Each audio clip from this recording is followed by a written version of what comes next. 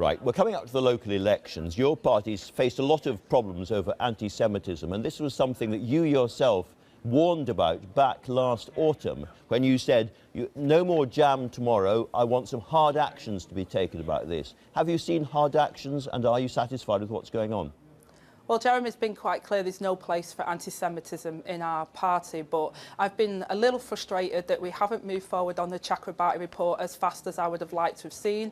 But Jenny Formby, our new General Secretary, has made it her #1 priority, and we need to make sure that the full Chakrabarty report is implemented and that we have an absolute zero tolerance, because, Andrew, it can't be right when people see on social media, and it's not just in the Labour Party but across the board, anti-Semitic rhetoric, and they see no action taken, or that action is far too slow. We've got to make sure procedures not only protect those that are, allegations are made, but enforce that people's right to live in a country where they're free from racism or anti-Semitism. Absolutely right. And you say Jeremy Corbyn has said that there's no place in the Labour Party for this kind of thing. So let me ask you about Thangam Debonair, your colleague from Bristol West, who attended the protest against anti-Semitism outside the House of Commons, went back to talk to her party in Bristol West about it. She was shouted down and she was hounded out of that meeting. Surely she was treated disgracefully.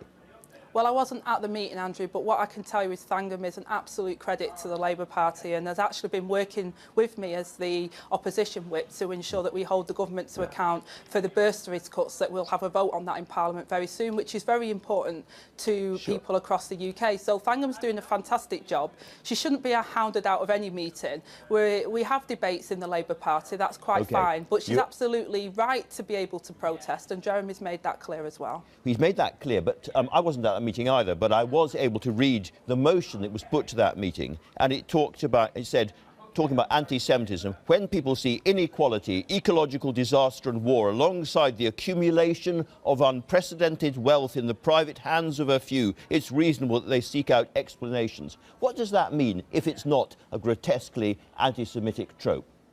Well, again, I didn't write that motion. I would potentially see some of the issues with that is the inequality that's growing in the UK and people's focus on feeling quite annoyed about that and wanting to do something about it in a broader sense. I mean, I wasn't the person that wrote the motion, but let's be absolutely clear that there's no place for anti-Semitism in the party, but there is a place for fantastic local MPs like Thangam Debonair, who's getting on with the job of protecting the most vulnerable in society.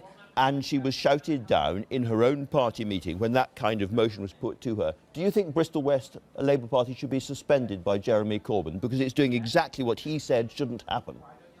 Well, Bristol West Labour Party, I was over in the southwest just this week talking about children's centres closures that the local council have implemented and the cuts they've received from central government. I think actually what they need to concentrate on is highlighting the devastating effects on our communities of this Tory-led government on our local councils.